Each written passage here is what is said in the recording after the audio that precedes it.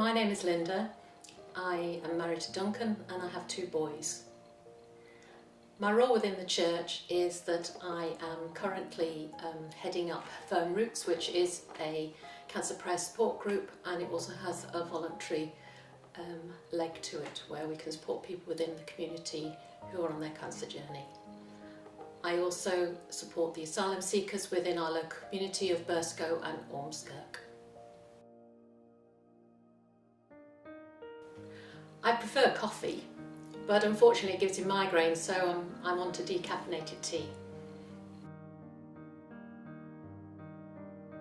I like this mug because it's large, holds plenty of tea, and it always makes me smile when I look at the characters on it.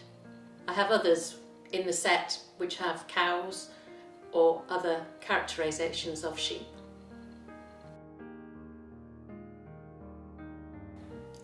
My choice for my favourite biscuit would have to be a homemade stem ginger biscuit. But if I had to choose a shop-bought biscuit, it would have to be a jammy Dodger.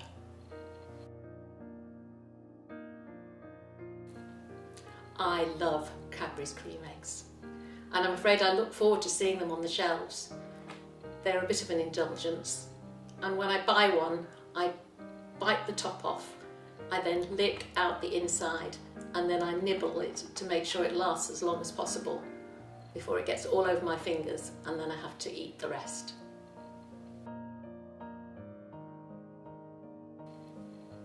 The best thing about lockdown for me is the fact that I'm able to attend the daily prayer sessions that are being run within the church on Zoom, and that is something I would not normally do. But Proverbs 3:27 says, "Do not withhold good from those to whom it is due when it is in your power to act." During Lent, I feel challenged to at least try and do one act of kindness every day, being that phone somebody up, perhaps send a card, or just generally help somebody, maybe an asylum seeker with a problem. I don't know what it'll be, but I'm hoping that I will be able to bless somebody, but generally knowing that they will bless me further. I'm praying during Lent that people will continue to cope with the situation that's presenting them during this difficult pandemic on a daily basis.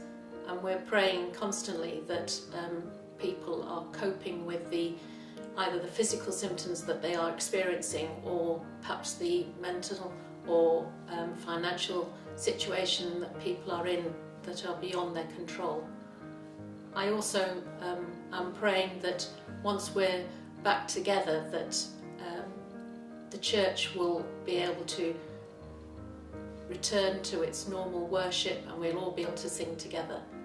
And I also pray that when these videos come out and are influencing through social media, that we'll be able to perhaps have some influence on a few people, that they will be able to ask the question, what is really meant by this faith that we have? I thank Jesus every day for the fact that I have a wonderful family, a wonderful home, and I live in a wonderful environment. What I really want to thank Jesus for is the fact that I'm still alive. I've survived cancer 3 times, and I'm now able to help other people on their cancer journey. And it's very difficult when people are going through that experience, and I feel very privileged that when I am able to pray with them, that they say that I actually understand and have some empathy of what the experience they're actually going through at that time. And perhaps if they're going through chemo or radiotherapy, and I've actually had some experience of these things and can actually understand personally what they're going through, and they actually turn to me and say, "You actually understand." My testimony is actually quite short. I grew up in the Methodist Church. I went every Sunday with my parents as a family, and I don't really ever remember saying, "Jesus, please come into my life." I just remember that the first real sense of his presence was at my confirmation, and I'll never forget that.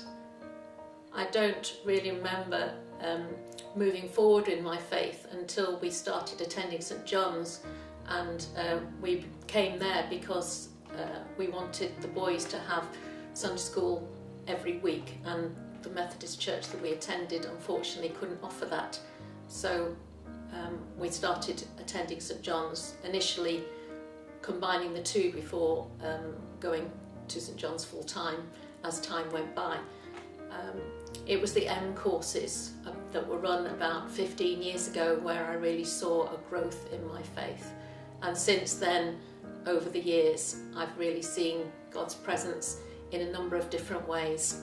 Obviously, particularly when I was ill, we really saw Him there reassuring me all the way, and I have done so since on many occasions.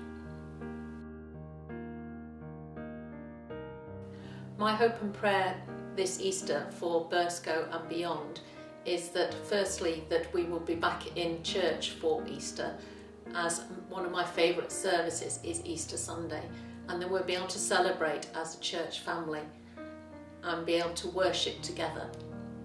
Secondly, that the Lenten lockdown videos will actually affect our local community, and that somewhere and somehow that a mustard seed or some part of these videos will actually affect people, and they will ask the question, why is their faith so important to them?